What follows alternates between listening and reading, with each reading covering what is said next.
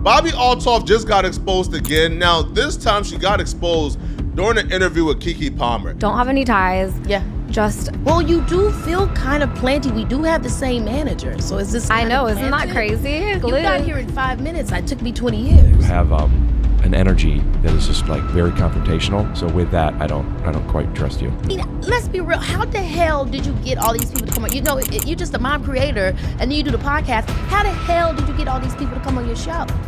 Persistence. Oh, this woman is a despicable liar. The interviews, I think they're like, she's trying to shit on people. I honestly didn't even want to do this shit. I don't f***ing do interviews. I'm f***ing with you because they're making me.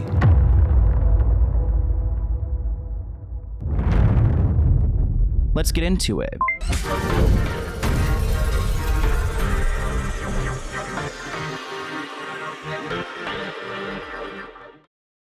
Welcome back to the Let's Get Into It podcast. Today, we're going to be talking about somebody who's left you guys scratching your heads asking, where did this girl come from and why is she interviewing Drake? Yes, we're going to be talking about Bobbi Althoff and where she came from, why she's interviewing these A-listers, and whether she's an industry plant or not. Now, Bobbi went from having a decent following to being one of the most talked about people in pop culture seemingly overnight, which is a red flag because people are starting to question where she came from. After her mega success, the podcaster has been plagued by industry plant allegations, with many wondering how she's been able to secure such high-profile interviews. So Bobbi was a TikToker, which we'll get into that, but she wanted to create a podcast, and she did. But when she did create this podcast, she titled it The Really Good Podcast, and essentially she was able to get really big names right away on her show, which takes a lot of work to do. Now, to remind you guys, an industry plant refers to an artist who appears to emerge suddenly in the music industry, gaining rapid fame and success, which leads to suspicions about authenticity of the rise to their stardom. We love to see people have instant success on social media. I don't want to discredit that, but let's go ahead and back it up a little bit and talk about where she was before she was sitting on couches and beds with Drake and various A-list rappers. I mean, she started out as a parody of a TikTok parent influencer. So she herself is a mother, but she would make fun of other parents on social media using her kid and acting ridiculous like they would. Before she was called an industry plant, Bobbi started her career on TikTok. She shares 2 daughters with her husband, Corey. Well, now he's her ex-husband, or at least they are going through divorce, but yes, they are over. They have split up. And it's happened since Bobbi's gotten more famous, but we will get there. She gave birth to her oldest daughter in December 2019 and had another child in June 2022. Her old videos were all about motherhood things, raising her children, pregnancy, and breastfeeding.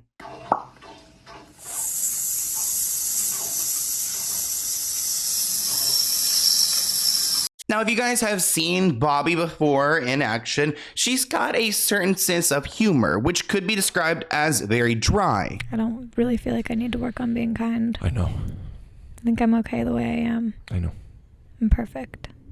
Bobbi admits in an interview on the Woman on Top podcast that she embodies a satirical alter ego on social media because being herself wouldn't get views. So she had to go to where the money was at, and going and acting like this person who's very cold, very dry, doesn't really get what her guests are saying. It got attention. She went on to say the first video she posted on TikTok of her engagement went viral because she was awkward. She went viral again for being awkward at her wedding. So she was like, you know what? Let me lean into this weird self that I am. After 3 years of posting parent content on TikTok, this is when she decided to rebrand herself as a podcaster, which I feel like is interesting to do. I mean, yes, you could rebrand yourself as a podcaster, but you've got to create a podcast and start podcasting to then be a podcaster. But she did have a supportive environment because at the beginning, it seemed like her husband was about it. Now, she was married to Bobbi Althoff. In her interview with Funny Marco, she revealed that she met her husband on Bumble. She mentioned that her husband's dating profile resembled a LinkedIn page. Actually, speaking of LinkedIn, it turns out her husband is a computer engineer working as a senior vice president for a software development program, which, whew, that just went over my head. I don't know what he does. Something with software, something with computers. I don't know if it's a big deal. I don't know if it's, no idea. He's also published 2 books, Self-Taught Programmer and Self-Taught Computer Scientist. So he's very technical. Now, Corey's job, even though it's confusing to me, it might make a little bit more sense than Bobbi's, because Bobbi had a different approach when it came to becoming a podcaster. She didn't really know what to do. So she thought of a plan to launch her podcast, The Really Good Podcast, in April 2013. She said it was really hard to get guests, which I relate to. It is very hard to book people, to organize. I mean, it's just a total headache. But Bobbi said that she made a video saying she'd give $300 to anyone who could successfully get her a celebrity for a podcast episode. And that's what she put out there. It went viral. Someone helped her and she was able to get access to a celebrity by paying someone else like $300 to get their attention. I was like, I put a TikTok out and I was like, I'll give $300 to anyone who, the idea was I was hoping that like someone, I was like, if you tag someone and you get them to do it. You have to admit it is a smart plan to convince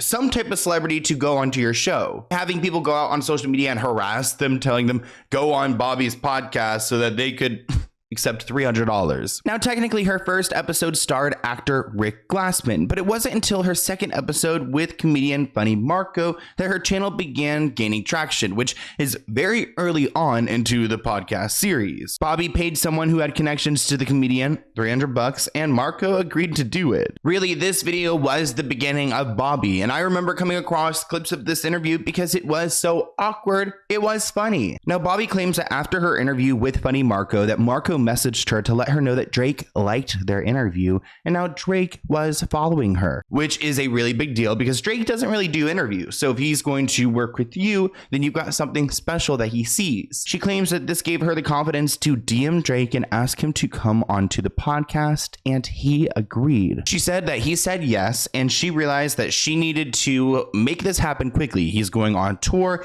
and plus these celebrities, they change their minds. So if they say yes, like, you better show up the next day. She said, so a friend and I flew to Memphis 2 days after the original DM was sent to record the episode. This was the first instance where people didn't believe Bobbi. Like, who is this girl? Why is she hanging out in Drake's bed? Nobody believes her. I mean, she's saying that she messaged him on Instagram. He replied and they coordinated this interview. I mean, it sounds unbelievable because he is one of the most famous musicians out here. So people don't think it's believable that she was able to get Drake as her third podcast guest because nobody knows anything about her and she has no history being a host. So why would he agree to that? In the year 2023, Drake did 2 interviews. So what makes Bobbi's podcast so special that he chose hers? Now, I'm going to give you guys my opinion here. I mean, I think there's clearly someone behind the scenes who's helping Bobbi out. And I don't think it's just favors for Bobbi. I also think that this person is working with people like Drake and saying, you know what, this is a very niche interview. It could be a vibe for your brand, your, fans would enjoy it. So I think there's 2 sides to this. But we know that Bobbi is signed to one of the biggest talent agencies, the same agency that has names like Rihanna, Charlie Day, Tina Fey, Jake Gyllenhaal, and Drake. But why does Bobbi continue to act like she's self-made when she's signed to one of the biggest talent agencies who's also signing people that she's interviewing? Now, Bobbi claims that she actually signed to this agency after her interview with Drake, but it's also very clear that she had signed with them prior to having him on, which is why it was so easy for him to get onto her podcast. I mean, keep in mind, she also had a established podcast with some rapport with a bunch of followers. So it's not like she is doing it all on her own. While I don't negate that she's got something going and that she's a hard worker, I mean, I understand how running a podcast goes and I can't do it all on my own. This person tweeted that Bobbi is signed to the same management as Drake. Her agent is TJ and she's signed to this agency without any prior success. Her husband is also a millionaire. She's not self-made. She is a plant by definition. Not sure why she's lying about it. Not to mention that in one of her old videos before the podcast, you can see that Bobbi meets Michael Bublé. So how can anyone believe her when she says she has no connections, when she's hanging out with people, her husband's super well off? I mean, she had the bandwidth to be a TikToker and then to become a podcaster. So there's definitely some privilege here, which I think it's important to acknowledge the resources that you have. I mean, people ask, how do you get this type of life? And nobody likes someone who's disingenuous. I'm Michael's. I'm not Michael's. I am your biggest fan. Hi. Hi, I wanted to know, could you sign my toe? Just Your toe? yeah. Yeah. Give me a show me please. In her interview with Funny Marco, her second interview in her podcast, she also revealed that she had connections to Snoop Dogg because her dad had done some work in Snoop Dogg's home. I don't know what this connection is, but clearly there are connections. So Bobbi can't say that she's just out here as a nobody. My dad did work on Snoop Dogg's house. He built Snoop Dogg house. I didn't say he built Snoop Dogg's house. He worked on his closets. Doing what? Just helping him with it. Snoop Dogg needed help from your dad on a closet. Yes, my dad is a construction guy, and my dad worked on his house. We have his doors in our house. Snoop Dogg's? Mm-hmm. I kept Snoop Dogg doors. We were poor. He gave us his doors.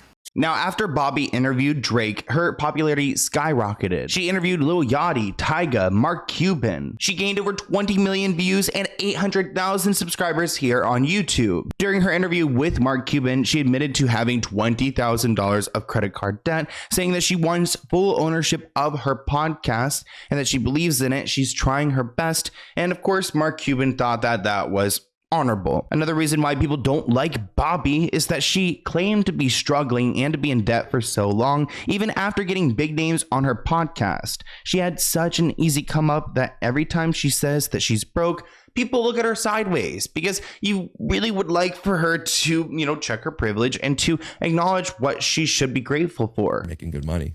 I haven't made anything yet. Soon. I've seen the YouTube stuff. Yeah. But you haven't gotten it yet, you mean? Yeah, I have seriously just debt right now. Lots of debt. Yeah. I can't. $20,000 worth? I don't have any money None? at all. I have debt, actually. You have debt? How much debt do you have? Right now I have $20,000 of debt. Probably more now. Every time a credit card maxes out, I max out another card. I have 2 cards maxed out right now, so hoping to pay them off soon. And while I think that's relatable, I have a credit card that's got some debt on it. I think we all have some debt, student loans. There's so many different factors. I do think that maybe she's alluding to the fact that her podcast is what's putting her in debt here. Either way, I think debt is relatable, but the way that she's speaking about it and sharing her debt experience isn't relatable at all. And that's another reason why people are questioning what really is the truth here, because we see her acting, we see her not acting. It's kind of hard to figure out what's satirical and what's real life Bobbi complaining. I just think that you should give me $20,000. I could. I know you could. But it was just a bad example. I'm going in between. Do I laugh at this? Is she joking? Or do we drag her because she's being too serious right now and not even realizing what she's got? But also, I think that we as viewers need to decipher that, these things are expensive. These projects are difficult. But there's also return. And when you've got an interview with Drake and Lil Yachty and all these people and garnering all those views, there's no way that you're not making profit on it. There's a reason why you are signed to an agency. I'm waiting on TikTok to give me any money right now because people think I'm joking about being in debt. I'm not. I put every penny I had into this podcast. Well, no offense, but what, it doesn't look like an overly huge production. Flights, everything. I've been just even to come here, I just spent $2,000. That's money that I don't have yet. I put it on a credit card. You're not paying for that anymore. Yeah, I swear to God, I am. Beyond I did. I sat economy on my own flight. I paid for me and my friend to come here, and I was like, "This is so expensive." What I like us. I'm team us, but you said you did the Today Show. Yeah. Yeah, you shouldn't be paying for your own at this point. That's chipping away at every credit card I can max out right now. I have 3 cards. I'm on my 3rd. Now, I don't know Bobbi personally. I don't know if she's got a spending addiction on the side. She says she's got 3 credit cards now that she's gone through. I really actually love how Dave Portnoy there from Barstool Sports and Media. Look at me, just remembering everything. I like how he was no, Bobbi, no, not really. Kind of calling her on her BS, but also letting it kind of slide. And I feel you can kind of see her there, definitely out of character and kind of I'm on my 3rd one, trying to explain herself away so that he believes that she's in this debt. Not to mention the fact that her husband at the time was a millionaire. So people are calling this broke story BS. I don't know who Corey is in the world of tech, but there are articles written about him and they claim his net worth is about $5.5 million. So she really shouldn't be maxing out credit cards. Actually, it just occurred to me, they are divorced now, so maybe he cut her off. I mean, he's worth $5 million. She shouldn't be maxing out her credit card sitting, in economy on these planes, but maybe that's why she's so desperate to build this career, because she realizes her marriage to Corey is over. But according to Google, this is what they say Bobbi's net worth is. Quote, over the years, Bobbi's net worth has seen consistent growth. In 2018, her estimated net worth was $3 million. Google's reporting that she's worth $5 million. Like, how does Google even have a net worth for her when she started her podcast in like April 2023? So there's something very fishy here, and I don't like when influencer people talk about money. It's just weird. So these inconsistencies aren't helping when people are accusing Bobbi of being an industry plant, and she so vehemently claims that she's not. In a conversation with Cosmopolitan, Bobbi told the magazine that she's not an industry plant, but it's really fun to lean into. Recognizing the noise being made about her success, Bobbi trolled her critics with an awkward TikTok of her dancing to Nicki Minaj and Ice Spice's Barbie World, then reading, celebrating because the industry has planted me. And of course, making posts like these and trolling people, it's only going to push the narrative even further. And I feel like if she wants to have longevity, she's going to have to take away this approach. I mean, I don't think people are going to want to continue supporting someone they feel like doesn't deserve it. And that's kind of what an industry plant alludes to. Now, this seems to be a theme for Bobbi, to complain about her money, her debt, how broke she is, and how much she's put into this show. But she's also with people, and she's got a team. So when she's been interviewing people, there have been instances where her guests are asking the people around her, hey, why aren't you helping her out? Like, is this even factual? Because, I mean, why would the management even feel, proud to stand by someone who's sitting here complaining about how hard they are struggling when everyone else is collecting the money? I mean, something is clearly off about this sentiment that she is going broke while everyone else is making money off of her, that they're getting rich off of Bobbi's expense. No, the money's in accounts receivable. Why isn't it that you guys aren't helping her out? Isn't that your job? You're making money off her. Why don't you make her life a little easier? We're trying. There's 2 strikes right now. It's tough. Oh, you guys, the agency is, what is this, Suits and season 6, and Mike, spoiler alert, just went to prison. You guys got money. Don't you represent some big people? I'm trying to get her paid as quickly as possible for any of this. I'm sorry that's happening to you. It's okay. I'm sorry you're not getting the support that you need. That was one of her first interviews. So one thing I found interesting was, why does she have 2 strikes on a channel that's just beginning? She got 11 million views on YouTube interviewing Drake. I mean, if the agency reached out to YouTube, they will do what the agency wants. I mean, especially if she's done nothing to warrant 2 strikes.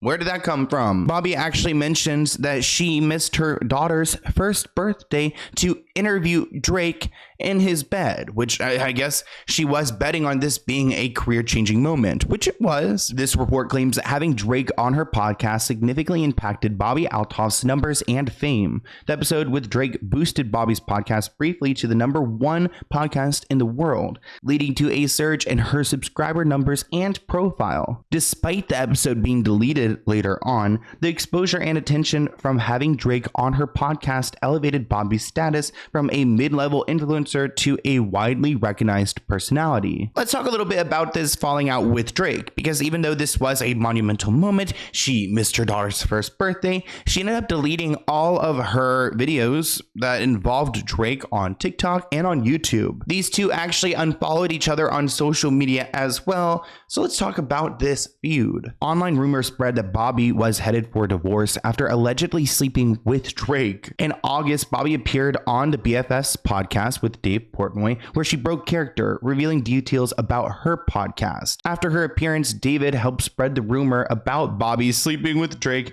by saying that he asked her about the rumor and claiming that she wouldn't comment publicly. Actually, a clip was going viral of Dave recounting the exchange while recording a show, seemingly misleading his audience, saying, I asked her, I DM'd Bobbi, she's like, I'm not commenting on that publicly, David says before his words are bleeped. Savannah's like, I heard that Bobbi slept with Drake and is getting divorced, so I asked her. I DM'd Bobbi. What? You asked her, did you sleep with Drake and are you getting a divorce? Yeah. She's like, I'm not commenting on that publicly. Wait, so you just outed her? Oh. You just outed her not public comment?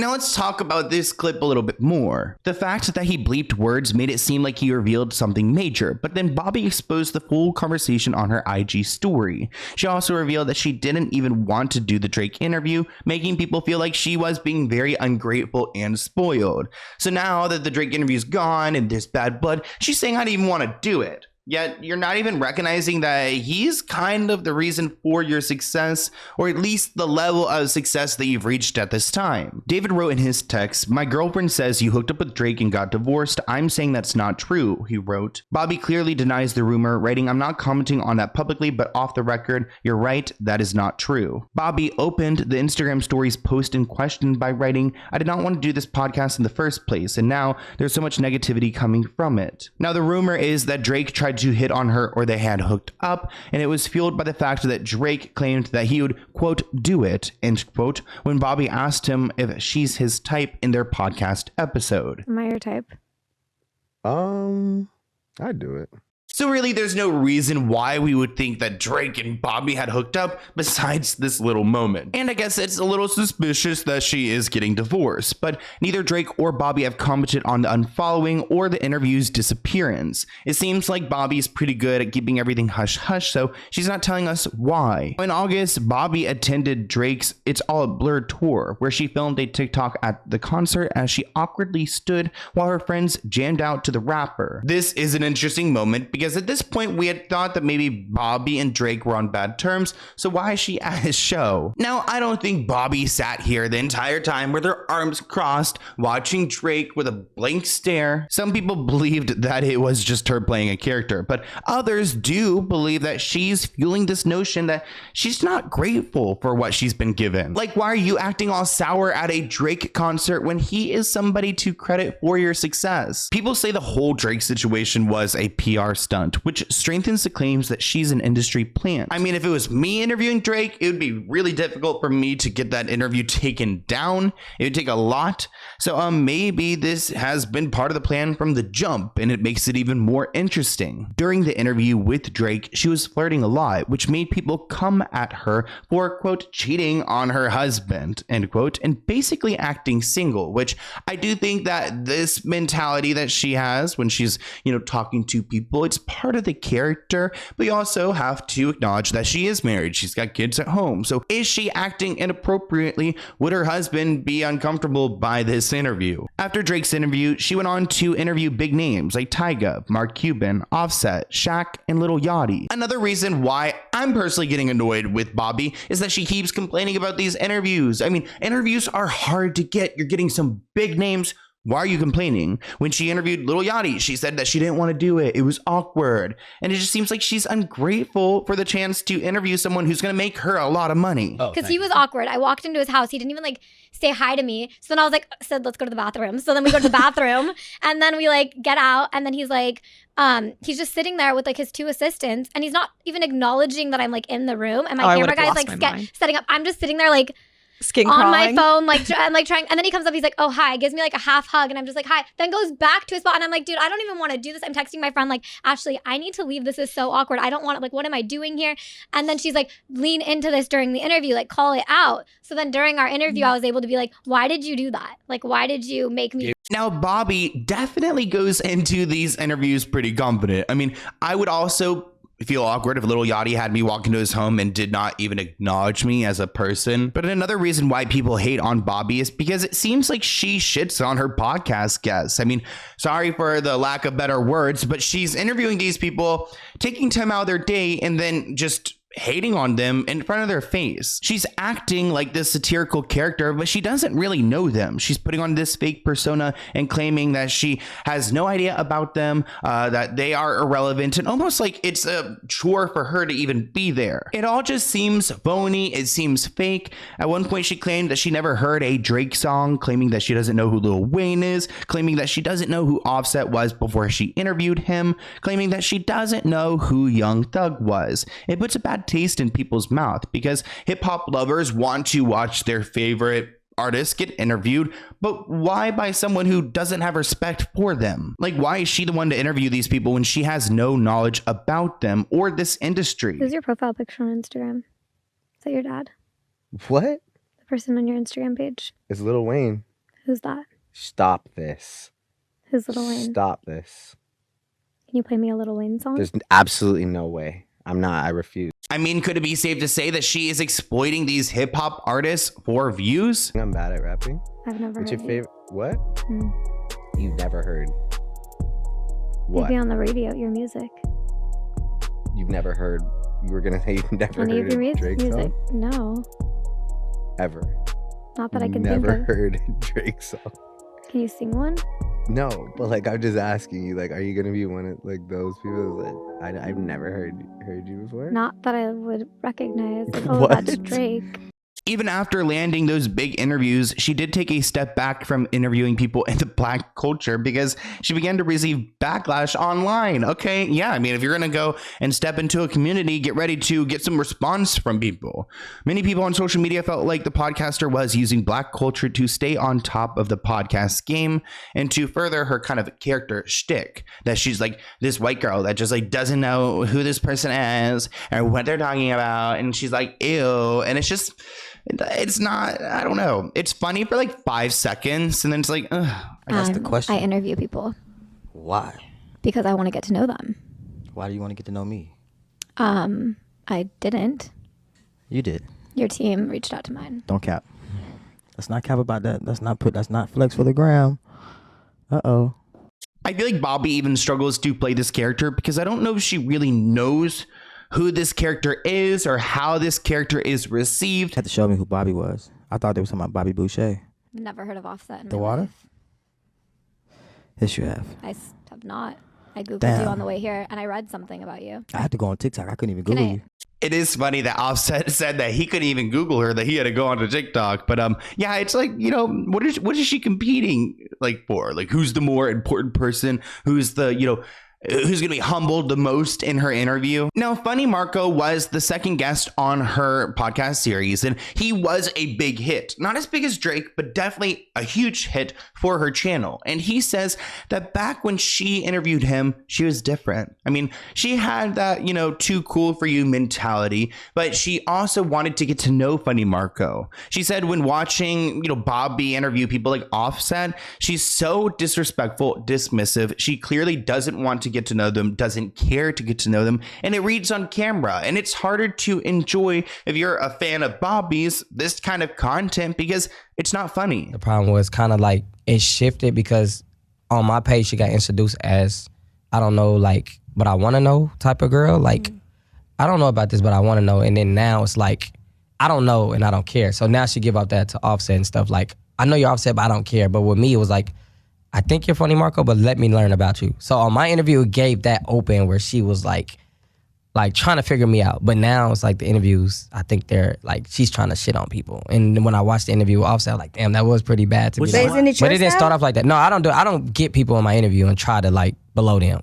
That makes me respect and like Funny Marco so much more because he doesn't have people on his show to try to crap on them, to make them feel less than, to make them feel unimportant, to make you, I guess, the interviewer, someone special. And that's kind of what Bobbi's shtick is. Actually, Funny Marco and Bobbi were going to collab together and go on tour, but the live shows were canceled shortly after his interview. So it looks like she's got an issue with collaborating with people and then it falling through later on. Keke Palmer is someone who we like on this channel, and she calls Bobbi an industry plant to her face. This interview proved to everyone that Bobbi is indeed an industry plant. And honestly, kudos to Keke Palmer for figuring it out. Not that it wasn't clear already, but during Keke's podcast, Baby, This is Keke Palmer, the actor and singer confronted Bobbi about her rise to fame and whether she was an industry plant. Quote, "There is always the industry plant gag. You're not an industry plant, right?" Keke asked, and Bobbi jokingly agreed that she was, and then admitted that she didn't quite understand the term. Bobbi said that her life would have been a lot easier if she had ties, but confirmed that she does not have any ties to the industry ahead of her success.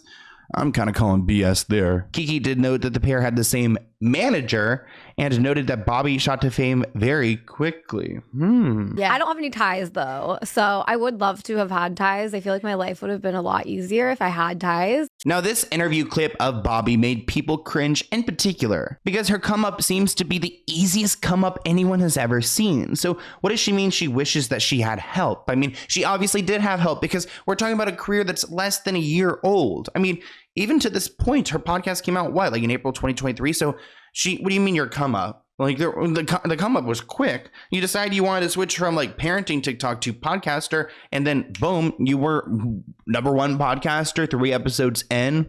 Like, really? Don't have any ties. Yeah. Just have like. Well, you do feel kind of planty. We do have the same manager, so is this? I know, isn't that crazy? Feels a bit planty. This is definitely. You got here in 5 minutes. It took me 20 years. We can always count on Kiki to tell it how it is. And she's got a point. I mean, she's been in the industry for so long, and now she's interviewing someone who's had bigger guests than Kiki's had, and she's been around for less than a year. Like I said, you interviewed all these people.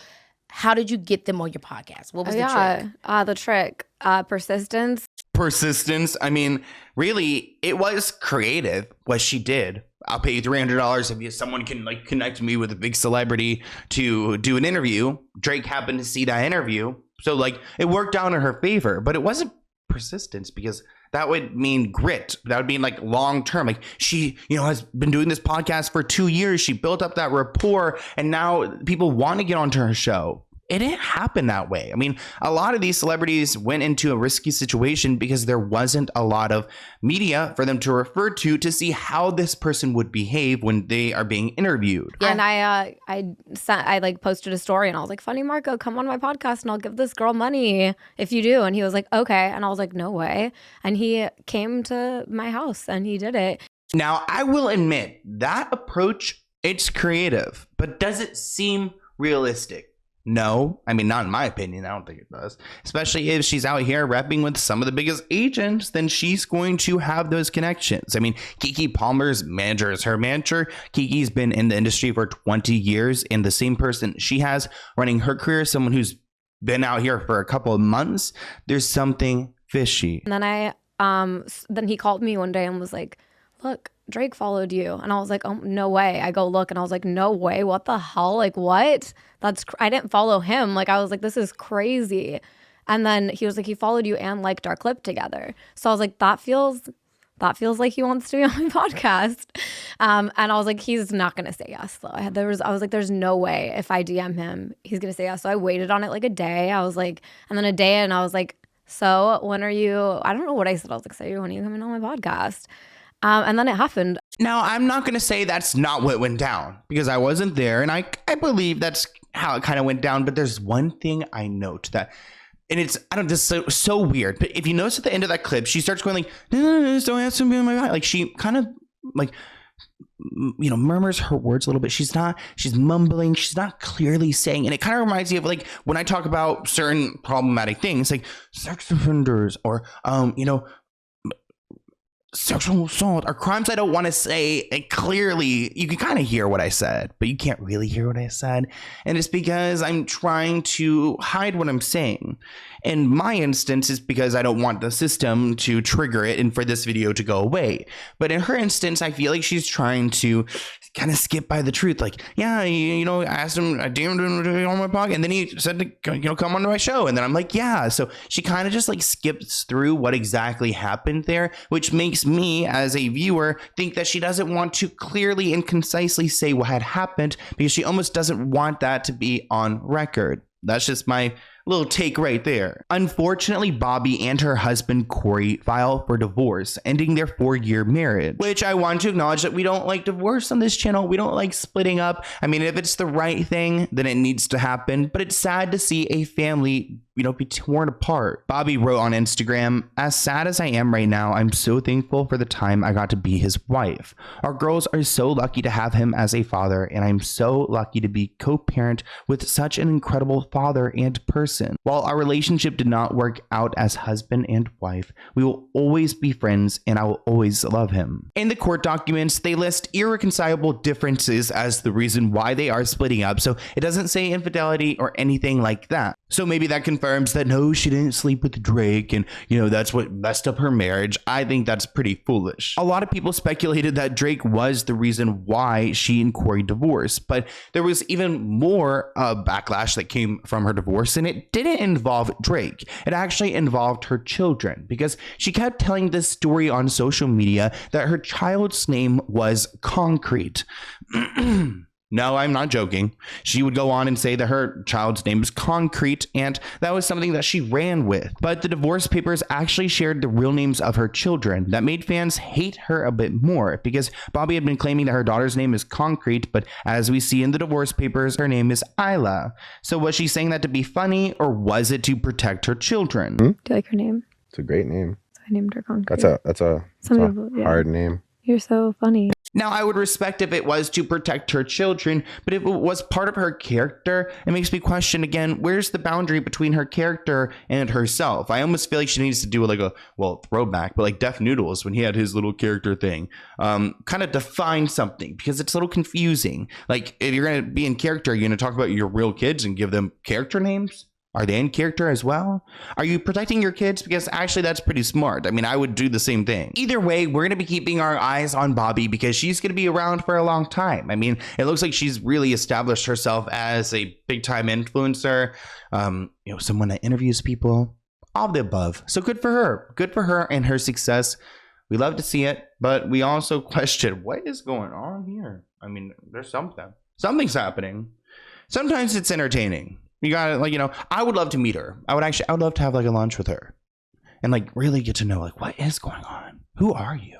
I feel like I would ask those questions that we would really, want to know the answers to, but then would she answer them? I don't know. It doesn't seem like she likes to publicly give it all away. So I want to hear, like I did in my recent podcast about my parents. Holy, what'd you guys think of that one? That was a lot, but I hope you guys enjoyed this one, and I will see you in a new podcast soon. Bye, guys.